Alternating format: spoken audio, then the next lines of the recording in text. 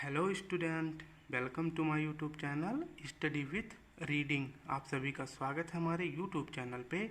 तो good morning, जय श्री राम। तो आज का करंट अफेयर का सारे प्रश्न कुमार गौरव सर की सीरीज से लिए गए हैं।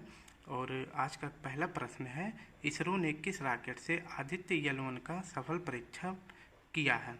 तो मैंने कल इसका पूरा संपूर्ण वीडियो बना के प्लेलिस्ट में सेव कर दिया है। आदित्य L1 से जितने भी प्रश्न आपके एग्जाम में बनेंगे वो सारे एक ही वीडियो से सॉल्व हो जाएंगे। तो अगर जिन्होंने वो वीडियो नहीं देखी है तो प्ले लिस्ट में जाके ज़रूर देख ले। तो हम अपने पहले प्रश्न देखते हैं करंट अफेयर का। इसरो ने किस रॉकेट से आदित्य L1 का सफल परीक्षण किया है। तो इसका सही जवाब हो जाएगा क्या, PSLV 657। इसका थोड़ा सा व्याख्या देखते हैं। इसको कब लॉन्च किया गया, 2 सितंबर 2023 को। कितने बजे, सुबह 11:50 पे। किस केंद्र से, सतीश धवन अंतरिक्ष केंद्र। ये कहाँ पे है, श्रीहरिकोटा आंध्र प्रदेश से। ठीक है, यह हम PSLV की चौथी उड़ान थी, 59वीं। यह PSLV की 59वीं उड़ान थी। अब थोड़ा सा देखते हैं, भारत की पहली सूर्य आधारित वेधशाला है। ठीक है, ये भारत की पहली सूर्य आधारित वेधशाला है। और एशिया में पहला सूर्य मिशन किसने भेजा है, तो भारत ने भेजा। इसमें 7 पेलोड थे, इसमें 7 पेलोड है। उनका वजन कितना है, 244 kg। ठीक, मैं ये जहाज बना रहा था पर रॉकेट बना था पर बना नहीं। नेक्स्ट टाइम जरूर बना के आप लोगों को दिखाऊंगा। ठीक है, तो इसकी दूरी कितनी है, पृथ्वी से इसकी दूरी कितनी है, 1.5 मिलियन किलोमीटर दूर L1 एक पॉइंट है, वहाँ पे इसको प्रक्षेपित करेंगे। ठीक, और ये कितने दिन में जाके L1 पॉइंट पे जाके पहुँच जाएगा, आदित्य L1 125 दिन में पहुँच जाएगा। और जिस जगह पे पहुँचेगा, जिस ऑर्बिट में वो घूमेगा, उसको क्या कहेंगे, हेलो ऑर्बिट। ठीक, ये जो यल है इसका नाम क्या है, लैग्रेंज बिंदु। लैग्रेंज बिंदु, इसका लैग्रेंज बिंदु क्यों पड़ा, क्योंकि इसको जिसने खोजा था वो इटली फ्रांसीसी गणितज्ञ वैज्ञानिक थे, उन्हीं के नाम पर इसका लैग्रेंज नाम पड़ा है। ठीक, अब देखते हैं कि मानो ये आपका सूर्य है, ये आपका सूर्य है और इसमें L1 यहाँ पे स्थित है, यहाँ पे। और L1 से पृथ्वी के बीच की दूरी जितना है उसका सूर्य से लेके सिर्फ 1% है। यहाँ से इसका 1% है, मतलब अभी यहाँ से लेके यहाँ तक कितनी दूरी है, 99%। ठीक, तो इतने दूर तक कभी नहीं प्रक्षेपित किया गया है। सिर्फ 1.5 मिलियन किलोमीटर दूर पृथ्वी से L1 पॉइंट पे आदित्य L1 को प्रक्षेपित किया गया है। ठीक, L1 पॉइंट कितने हैं, 5 है। L1 यहाँ पे हो गया, L2 पृथ्वी के दाहिने साइड हो गया, L3 कहाँ हो जाएगा, सूर्य के बाएं तरफ यहाँ पे L3 हो जाएगा, L4 यहाँ पे हो जाएगा और L5 पृथ्वी से नीचे यहाँ पे हो जाएगा। ठीक, अब क्यों लॉन्च किया गया है इसको भी देख लेते हैं। शून्य सन की स्टडी करने के लिए, जो उस पर सौर तूफान या सौर पवन उठते हैं, कोरोना को अध्ययन करने के लिए, इन सभी के लिए इसको प्रक्षेपित किया गया। सूर्य का तूफान, जो सौर पे तूफान उठते हैं उसके अध्ययन के लिए, सौर पवन के लिए, या कोरोना का अध्ययन करने के लिए इसको लॉन्च किया गया है। अब हम अपने नेक्स्ट प्रश्न को देख लेते हैं। अगर सौर मिशन को डिटेल में पढ़ना है तो आप प्ले लिस्ट में जाके पूरी वीडियो देख सकते हैं। ठीक है, अब हम इसके लल्लन टॉप को देख लेते हैं कि चंद्रयान 3 कब लॉन्च किया गया था, 14 जुलाई 2023 को। ठीक, किस रॉकेट से, LBM 3 M4 से। ठीक, इसका विक्रम जहाँ पे चंद्रमा की जिस सतह पे उतरा था उस सतह को क्या कहते हैं, शिव शक्ति पॉइंट। और ये चंद्रमा की सतह पे कब लैंड किया था, 23 अगस्त 2023 को। ठीक,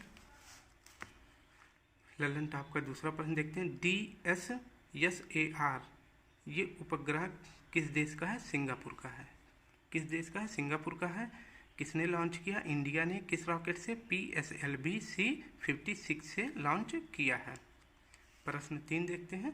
पार्कर सोलर प्रोब, इसे 2018 में प्रक्षेपित किसने किया था, नासा ने। यह एक सौर मिशन है और सूर्य के सबसे नज़दीक जाने वाला मिशन यही है। ठीक है, तो और सूर्य मिशन 2 लॉन्च किया था 2 देशों ने, एक जिसका नाम है सोहो मिशन, ये अमेरिका ने लॉन्च किया है। ठीक, और एक है यूलियस मिशन, इसे किसने लॉन्च किया? यूरोपियन स्पेस एजेंसी, जिसे ESA कहते हैं। प्रश्न 4 देखते हैं, NBS-01 क्या है? ये नेविगेशन की सेकंड पीढ़ी का पहला उपग्रह है। NBS क्या है? नेविगेशन की सेकंड पीढ़ी का पहला उपग्रह है। इसे किससे लॉन्च किया गया है? रॉकेट का क्या नाम है? GSLV F-12 से लॉन्च किया गया है। अब हम अपने करंट अफेयर के प्रश्न 2 को देखते हैं। हाल ही में समुद्री तूफान हाईकुई ने कहाँ भीषण तबाही मचाई है? ऑप्शन ए ताइवान, चीन, USA या इटली। तो इसका सही जवाब हो जाएगा ताइवान में। व्याख्या देख लेते हैं। हाईकुई ये समुद्री तूफान कहाँ पे आया है? ताइवान में। और एक तूफान है साओला, ये कहाँ पे आया है? हांगकांग में। ठीक, अब चक्रवात से जुड़े तथ्य देख लेते हैं। चक्रवात कब उत्पन्न होते हैं? जब उसके केंद्र में, चक्रवात के केंद्र में निम्न वायुदाब होता है तो चक्रवात आते हैं। ठीक, और इससे क्या होता है? भारी वर्षा होती है। अब स्टूडेंट ये देख लेते हैं कि ताइवान किस द्वीप पे स्थित है? ताइवान फार्मोसा द्वीप पे स्थित है। ताइवान किस द्वीप पे स्थित है? फार्मोसा द्वीप पे। अब चक्रवात के अलग अलग नाम अलग अलग कंट्री में क्या है उसको देख लेते हैं। हरिकेन कहाँ बोलते हैं? कैरिबियन सागर, यानी अटलांटिक महासागर के पास जो कैरिबियन सागर है वहाँ पे इसे क्या बोलते हैं? हरिकेन को, कैरिबियन सागर में हरिकेन को हरिकेन बोलते हैं चक्रवात को। और बिलीबिलीज कहाँ बोलते हैं? इसे ऑस्ट्रेलिया में बोलते हैं। और टॉर्नेडो USA में बोलते हैं। और टाइफून चीन सागर में बोलते हैं। ये सभी चक्रवात हैं। ठीक, ये सभी चक्रवात हैं जहाँ पे इनका अलग अलग नाम है। हरिकेन कैरिबियन सागर में, बिलीबिलीज ऑस्ट्रेलिया में, टॉर्नेडो USA में, टाइफून चीन सागर में। अब हम अपने लल्लन टॉप के प्रश्नों को देख लेते हैं। बिपरजॉय ये भी एक तूफान है। ये कहाँ पे आया था? अरब सागर में। इसका नाम किसने रखा है? बांग्लादेश। बांग्लादेश ने इसे बिपरजॉय कहा है, जिसका अर्थ क्या होता है? विपत्ति या आपदा। प्रश्न 2 देखते हैं। मोचा ये भी एक तूफान है। ये कहाँ पे आया था? बंगाल की खाड़ी में। इसका नाम किसने दिया है? यमन ने। ठीक, इसका अर्थ क्या होता है? आप लोग बताओ। ठीक, अब देखते हैं प्रश्न 3। असनी, असनी चक्रवात का नाम किसने दिया है? श्रीलंका ने। ये कहाँ पे आया था? बंगाल की खाड़ी में। प्रश्न 4 देख लेते हैं। इडालिया तूफान ये कहाँ पे आया है? फ्लोरिडा में आया था। फ्लोरिडा USA में। ठीक, और लल्लन टॉप के प्रश्न 3 को देखते हैं। हाल ही में भारतीय मूल के अर्थशास्त्री थर्मन शनमुगरत्ना किस देश के राष्ट्रपति चुने गए हैं? इसका सही जवाब क्या हो जाएगा? Thailand, Singapore, Indonesia, Malaysia. तो इसका सही जवाब हो जाएगा ऑप्शन B सिंगापुर। व्याख्या देख लेते हैं। ये नौवें क्रम के राष्ट्रपति हैं और इनकी पार्टी क्या थी? People action party. ठीक, इनकी पार्टी क्या थी? People action party. इन्हें कितने वोट मिले हैं? 70% इन्हें वोट मिले हैं। इनका कार्यकाल कितने दिन का होने वाला है? 6 वर्षों का होने वाला है। ये IMF के पहले एशियाई अध्यक्ष भी थे। ये IMF जिसका हेडक्वार्टर कहाँ पे है? अमेरिका में है। तो इसके पहले अध्यक्ष जो एशिया के चुने गए थे, यही चुने गए थे, थर्मन शनमुगरत्ना। ठीक, अब देखते हैं कि IMF क्या है। IMF का फुल फॉर्म होता है अंतर्राष्ट्रीय मुद्रा कोष। इसकी स्थापना कब हुई थी? 1944 ब्रेटन वुड्स घोषणा पत्र से। ठीक है, IMF और विश्व बैंक को जुड़वा बहन कहते हैं। क्वेश्चन पूछता है कि जुड़वा बहन किन बैंकों को कहते हैं? तो IMF और विश्व बैंक ये संगठन है। ठीक, अब इसका देखते हैं। IMF का हेडक्वार्टर कहाँ है? वाशिंगटन DC में। इसके वर्तमान अध्यक्ष कौन है? Kristalina Giorgio. इसके वर्तमान अध्यक्ष कौन है? क्रिस्टलिना जॉर्जियो, ये लेडीज हैं। और IMF का 90वां देश कौन बना है? एंडोरा।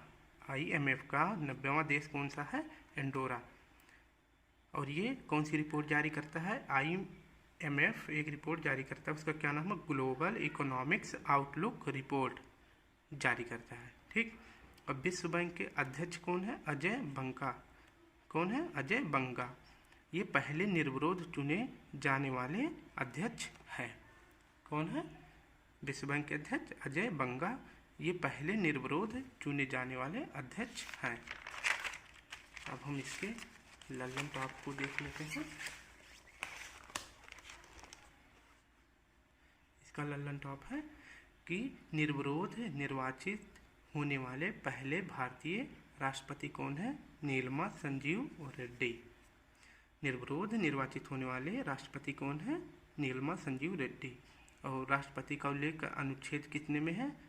52 में राष्ट्रपति का उल्लेख है, 53 में उनके कार्यकाल उनकी शक्तियों का उल्लेख है, 54 में निर्वाचन मंडल का उल्लेख है, 55 में निर्वाचन विधि का उल्लेख है और 56 में उनकी कार्यकाल का उल्लेख है, 57 में री इलेक्शन मतलब वो दोबारा चुने जा सकते हैं या नहीं इसका उल्लेख है, उनकी योग्यता क्या होगी राष्ट्रपति बनने के लिए उसका उल्लेख अनुच्छेद 58 में है, और उसकी शर्तें कि क्या क्या कैसे कैसे उनके किस विधि से उनके चुनाव होंगे उसका 59 में है, और शपथ 60 में है, 7 से शपथ 7 से 60, और 61 में महाभियोग है।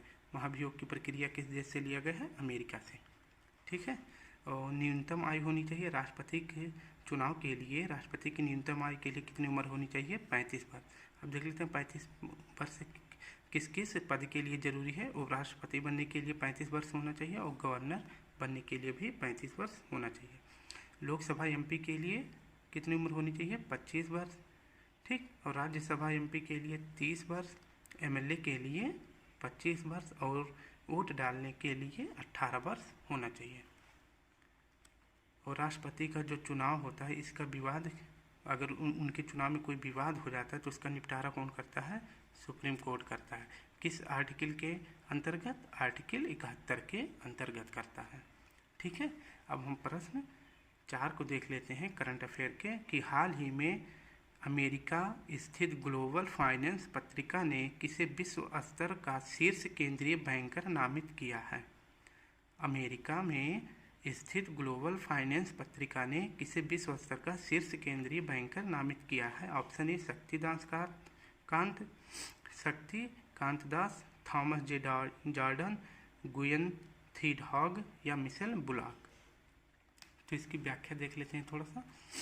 ग्लोबल फाइनेंस पत्रिका ये कहाँ जारी होता है?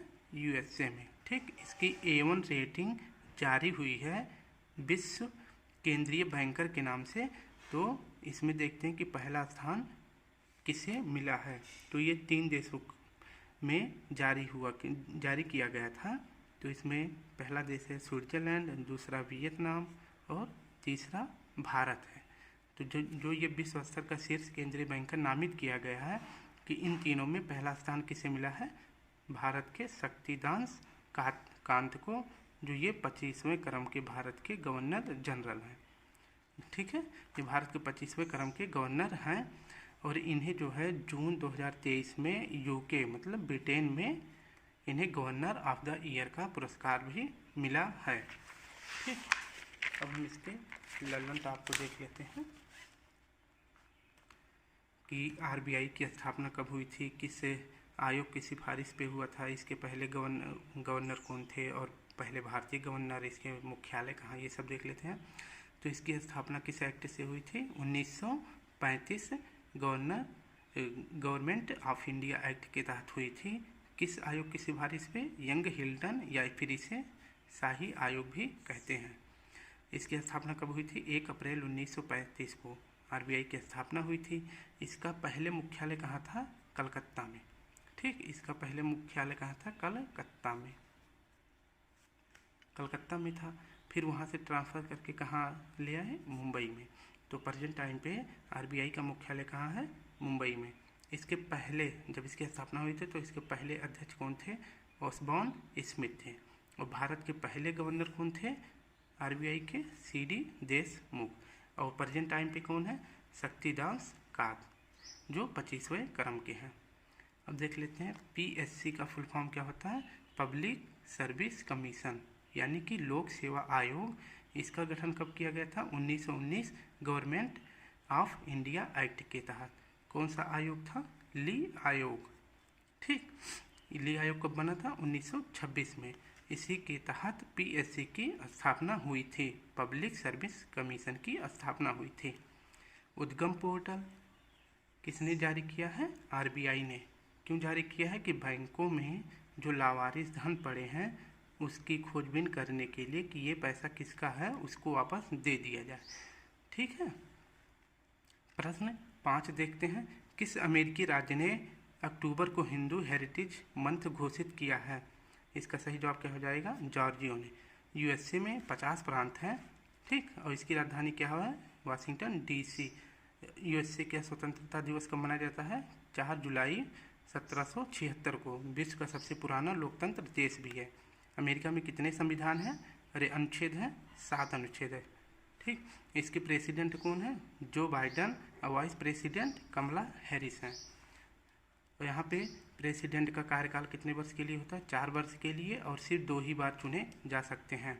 और इसे हिंदू हेरिटेज मंथ क्यों घोषित किया? क्योंकि अक्टूबर में महात्मा गांधी जयंती होती है, दीपावली भी होता है, नवरात्रि भी स्टार्ट हो जाती है। अभी कुछ दिन पहले जो है जॉर्जिया में ही हिंदू फोबिया की निंदा करने के लिए एक प्रस्ताव प्रस्तुत किया था, और ये प्रस्ताव प्रस्तुत करने वाला अमेरिका का पहला राज्य था। अब हम अपने नेक्स्ट प्रश्न को देख लेते हैं। राष्ट्रीय पोषण मंथ कब शुरू किया गया था? राष्ट्रीय पोषण मंथ कब शुरू किया गया? सितंबर को। बाजरे का अंतर्राष्ट्रीय वर्ष कौन सा है? 2023 है। राष्ट्रपति पर महाभियोग की प्रक्रिया किस देश से लिया गया है? यूएसए से। अनुच्छेद 61। और राष्ट्रपति पर महाभियोग लगाने के लिए जो बहुमत होना चाहिए, सदन के कुल सदस्य का 2/3 होना चाहिए, ठीक है। प्रश्न 6 देखते हैं। हाल ही में किसे नवरत्न कंपनी का दर्जा मिला? ठीक, तो किसे मिला है? तो इसका हो जाएगा राष्ट्रीय केमिकल्स एंड फर्टिलाइजर्स। इसकी व्याख्या देख लेते हैं कि RVNL रेल विकास निगम लिमिटेड ये 12वीं नवरत्न कंपनी थी, और 13वीं कौन थी? ONGC विदेश। इसको याद रखना, ONGC ये महारत्न कंपनी है, और ONGC विदेश ये नवरत्न कंपनी है, ये 13वें क्रम की है। अभी 14वें क्रम की कौन सी बनी है? RCF राष्ट्रीय केमिकल्स एंड फर्टिलाइजर्स, ये 14वें क्रम की कंपनी है। कौन सी कंपनी? नवरत्न कंपनी। और महारत्न कंपनी देख लेते हैं। 13वें प्रेजेंट टाइम पे कितनी कंपनी है? 13 है। 13वीं कौन सी है? ऑयल इंडिया लिमिटेड, ये 13वीं महारत्न कंपनी है। और इसके बाद 12वीं देख लेते हैं, इसको भी हो सकता है, इसको भी पूछ ले। ये है REL ग्रामीण विद्युतीकरण लिमिटेड, ये 12वीं महारत्न कंपनी है, और 13वीं ऑयल इंडिया लिमिटेड है। इसका मुख्यालय कहाँ पे है? नवरत्न कंपनी का मुख्यालय कहाँ पे है? मुंबई में। इसकी स्थापना कब हुई थी? 1978 में इसकी स्थापना हुई थी। ललन टॉप में देख लेते हैं। यूरिया गोल्ड कहाँ पे लॉन्च किया गया है? राजस्थान में। और किसने लॉन्च किया है? PM मोदी ने। यूरिया गोल्ड में क्या युक्त है? सल्फर और गंधक युक्त है। सल्फर या गंधक युक्त यूरिया को कहाँ पे लॉन्च किया गया है? राजस्थान में। प्रश्न 7 को देख लेते हैं। किस भारतीय को वर्ल्ड इकोनॉमिक अवार्ड मिला है? इसमें option A doctor Ravi Kannan, Raj Chetty, Shanta Jotham या निर्वाण सोमानी। इसका सही जवाब क्या हो जाएगा? इसकी पहले व्याख्या देख लेते हैं। ब्रिक्स इनोवेशन फोरम, इसका पहली बार आयोजन हुआ है मॉस्को में। मॉस्को किसकी की राजधानी है? रसिया की, ठीक, ये रसिया की राजधानी है। अवार्ड किसे मिला है? शांता ठोतम को, ठीक। इसका सही जवाब क्या हो जाएगा? Option C Shanta Thoutam. ये कहाँ की है? तेलंगाना की। इन्हें क्यों मिला है? समावेशी और गुणवत्तायुक्त मूलक शिक्षा कार्य पर यह अवार्ड इन्हें दिया गया है। और ये डॉक्टर रवि कन्नन कौन है? अभी इन्हें जो है जल्द ही रैमन मैग्सेसे से अवार्ड 2023 मिला है। ये ऑन्कोलॉजिस्ट है, यानी कैंसर विशेषज्ञ है। इसके लल्लन टॉप को देख लेते हैं। ब्रिक्स की स्थापना, ब्रिक्स 2023 का मेजबान कौन है? साउथ अफ्रीका है। ब्रिक्स में दक्षिण अफ्रीका कब शामिल हुआ था? 2010 में शामिल हुआ था। ब्रिक्स में कौन कौन से देश हैं? Brazil, Russia, India, China, South Africa. South Africa कब शामिल हुआ था? 2010 में। और पहले ये ब्रिक की अवधारणा किसने दी थी? ब्रिक्स की नहीं, ब्रिक की अवधारणा किसने दी थी? जिम ओ'नील ने 2001 में दी थी। और पहला शिखर सम्मेलन इसका कहाँ हुआ था? 2009 में एकिंतबर्ग, और यहीं पे जो है दक्षिण अफ्रीका को शामिल करने की बात की गई थी, ठीक है। इसका नवीनतम, इसमें नवीनतम देश कितने सम्मिलित हुए हैं? 6 देश सम्मिलित हुए हैं। कौन कौन से 6 देश हैं? अर्जेंटीना, मिस्र, इथोपिया, ईरान, सऊदी अरब और यूएई। ठीक। 22 में इसका होस्ट कौन सा देश था? इंडोनेशिया। और 21 में कौन था? इंडिया। 24 में ब्राज़ील। 21 में इंडिया, 22 में इंडोनेशिया, 23 में अफ्रीका, 24 में ब्राज़ील। ठीक है। अब नेक्स्ट प्रश्न देख लेते हैं। हाल में G20 शेरपा की चौथी बैठक कहाँ प्रारंभ हुई? चौथी बैठक कहाँ प्रारंभ हुई? चौथी शेरपा मीटिंग न्यू हरियाणा में। ठीक। G20 की व्याख्या देख लेते हैं। G20 में 19 देश हैं और एक संगठन यूई शामिल है। इसकी स्थापना कब हुई थी? 1999। इसका मुख्यालय कहीं नहीं है और 2023 में इसका होस्ट भारत है। और किस क्रम का ये है? आयोजन हुआ भारत में 18वें क्रम का। ठीक। इसकी थीम क्या है? One earth, one family, one future इसका थीम है, यानी वसुधैव कुटुंबकम। शेरपा कौन है? अमिताभ कांत। इसकी पहली मीटिंग शेरपा वाली कहाँ हुई थी? उदयपुर में। और चौथी कहाँ हो रही है? नूह हरियाणा में। लल्लन टॉप देख लेते हैं इसका। G20 शिखर सम्मेलन ये लास्ट होगा, नई दिल्ली में इसका आयोजन होगा। कब होगा? 9 से 10 सितंबर को। इसके बाद G20 की कोई मीटिंग अपने यहाँ पे नहीं होगी। और G7 का बैठक कहाँ हुआ था? जापान में। G7 में 7 देश शामिल है। कौन कौन से? Germany, France, Japan, America, Italy, Canada और इंग्लैंड। ठीक। अगर वीडियो जल्दी हो तो आप रोक करके फिर से देख सकते हैं। ठीक है, नहीं तो वीडियो बड़ी बन जाएगी, लंबी हो जाएगी। हड़प्पा सभ्यता का सबसे बड़ा संग्रहालय कहाँ है? राखीगढ़ी में। ट्राइका किसे कहते हैं? ट्राइका में इंडोनेशिया, इंडिया और ब्राज़ील, इन्हीं तीनों को मिला के ट्राइका बना है। इंडोनेशिया, इंडिया, ब्राज़ील को मिला के ट्राइका कहते हैं। प्रश्न 9 देख लेते हैं करंट अफेयर का। हाल ही में भारतीय फिल्म एवं टेलीविज़न संस्थान के अध्यक्ष पद पर किसे नियुक्त किया गया है? कहाँ पे? भारतीय फिल्म एवं टेलीविज़न संस्थान के अध्यक्ष पद पर किसे नियुक्त किया गया है? तो इसका सही जवाब क्या हो जाएगा? रंगनाथ माधवन। इसकी व्याख्या देख लेते हैं। फिल्म एवं टेलीविज़न संस्थान का शॉर्ट फॉर्म क्या है? एफआई। ठीक। इसकी स्थापना कब हुई थी? 1960 में। इसका हेडक्वार्टर कहाँ है? पुणे, महाराष्ट्र में। इसके हेड कौन थे? शेखर कपूर थे। इनको रिप्लेस करके कौन आए हैं? आर माधवन। ठीक। 69वें क्रम की नेशनल फिल्म अवार्ड में बेस्ट फीचर का अवार्ड किसे मिला? रॉकेटरी को। आर माधवन इसमें रोल प्ले किए थे हीरो का। और ये किसका किरदार निभाए थे? नाम्बी नारायण का। एक्ट्रेस में किसे मिला है?